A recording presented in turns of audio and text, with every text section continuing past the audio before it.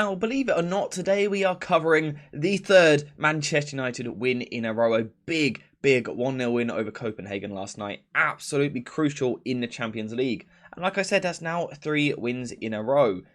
But it doesn't necessarily feel like it because the football isn't great. Yes, it was a big moment for these two, and I'm super happy for them as individuals and, in their career moving forward. But it still isn't good. I'm still not happy with what Erik ten Hag is doing at the moment. I think he's really struggling from a tactical point of view. So let's get into the tactics, look at maybe what went well at times, but also for large periods, what weren't so great. So before we continue into the video, a quick shout out to today's video sponsor, jerseyfifa.com, the home of all of the greatest football kits. Whether that be the new latest releases or the old classic ones like this, Jersey FIFA has something for everyone, and now you can check it out yourself using the link in the description down below.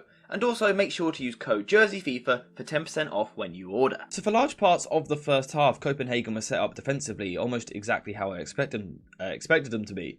Incredibly narrow, incredibly compact, applying a bit of pressure to the ball but not really engaging super high up the pitch. They were content for United to have the ball. Particularly with Klaassen, this kind of false 9 role here, dropping in on Sofian Amrabat in the pivot. We would then see the two wingers, El Yunusi and Achuri, coming in narrower like this, making it quite difficult for United to progress the ball, because like I said, they can't get the ball into Amrabat. However, what we can see is that when you play against a narrow, compact shape, the space is always going to be out wide. And we did see that. Reguilón and Dalot could get a bit of time on the ball. However, I thought technically, Dalot was a little bit insecure last night. I thought he had a few poor touches, a few sloppy passes, which was almost uncharacteristic of his recent form. So I'm not really sure what was going on there. It wasn't a horrendous performance by any means, just a little bit sloppy here or there. I also thought Reguilón, looked a bit rusty after returning from injury. However, there was still spaces in these areas, allowing someone like Marcus Rashford to get the ball. And we know that his dribbling, when he's on his day, can be electric, it can be elite, it can carry a team, really set the team on fire. Unfortunately, Marcus Rashford had one of those nights where he just couldn't dribble. His dribbling was really quite poor. And he when he has these bad games, he seems to have this habit of almost just running into people rather than dribbling past them. There was like a spell where about 3 times in 2 minutes he got the ball and just kind of ran straight into the player in front of him, making it quite difficult for United to progress the ball down this side. Down the other side, United had a slightly different problem, and the problem was that in midfield, Bruno Fernandes is to a left, Sofian Amrabat is in the pivot, McTominay is pushing forward almost as a second striker, leaving it as basically just Dalot and Antony down this side. And, 2 players trying to carry a whole side of the pitch, it's not optimal. You're never really going to see great attacking football. I don't think either of them done too badly, but they're kind of being set up in a limited manner. There's only so much you can do when there's only 2 players down one side. So United lacked threat down this side. United also lacked threat and an ability to progress the ball through the middle. Sofian Amrabat was kind of struggling to get on the ball properly because of Copenhagen defending in this narrow way. McTominay again is high, occasionally dropping in, but again it is not optimal, and Bruno Fernandes looks ineffective in this deeper position. So United had real problems here and they just couldn't progress the ball, and that's why the fans were getting on their back so much. There was also another structural issue, and that was that when United did manage to progress the ball a little bit higher, the spacing of players for United was horrendous. So what United often done in this game was dropped into a 3-1 to build possession. At times it could even be Bruno Fernandes between the 2 centre-backs. And the full-backs are going to push a little bit higher, sometimes underlapping, sometimes overlapping. But, what they're doing here isn't actually too important just yet. What's more important, and what my bigger concern is, that these players are pushing so high. So there's a spell where Sofian Amrabat is in this sort of central position. The false 9 for Copenhagen drops off a little bit, and Amrabat is almost surrounded by a diamond of Copenhagen players, and there's no other United player anywhere near to help him, because Rashford's quite high, Reguilón's high, McTominay's high. All these players are so high up the pitch. Now, you have to push players forward, right? Because by pushing players forward, you are able to pin the opposition backline back, stop them from engaging the ball. Absolutely, it's something you have to do now and then in a game. But you don't need all 6 players literally on the last line so early. In the final third, absolutely do it. But in the middle third, or in the defensive third even, you don't need 6 players on the last line. It doesn't work. And it gave United a real lack of passing options. Now, a combination of these things meant that the first half was really slow, really boring, and a pretty terrible watch. As a United fan, as a football fan, it was awful to watch. I mean, even the referee, we all saw it, he stopped the game early because he just got bored, I'd assume. It was awful. Really, really bad. No way of progressing the ball, no speed, no real threat, a lack of desire, a lack of hunger. Concerning. At half-time, we see a change. And the change is Christian Eriksen on for Sofian Amrabat. And I'll be completely honest, even now, I don't entirely understand why you would take Amrabat off. In my head, you take Scott McTominay off. But regardless, Eriksen comes on for Amrabat. Now, what you're going to do when you do this is you're going to lose a bit of control on the game. Because Amrabat, slows things down, keeps possession. Eriksen likes to play forward a little bit quicker. So United, this sub doesn't change the game in a sense of United suddenly play optimal football and are suddenly controlling the game. But what it did do is it opened the game up. Because Christian Eriksen, often with his first touch, wants to get the ball moving forward.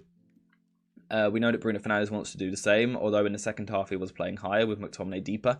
But basically, for me, what I felt the substitution of Christian Eriksen done was just opened the game up a little bit. Because it meant that United were playing the ball forward a little faster, which also means the ball's coming back faster. But it just opens the game up. And when you've got players like Marcus Rashford, like Rasmus Højlund, like Bruno Fernandes, and with the passing range of Christian Eriksen behind them, and you open a game up against, no disrespect to Copenhagen, but lesser opposition, suddenly you can start to take advantage of spaces. So in the first half, it was quite slow. United, had the ball, but Copenhagen were able to get into a compact shape. In the second half, United are almost overturning possession a little bit more, being a little bit more direct. But it just opened the pitch up completely, because let's say United would go forward, they might lose the ball, but then Copenhagen would come forward, they might lose the ball, and it kind of creates this game of basketball a little bit. I mean, we saw it in the fact that possession was 50-50.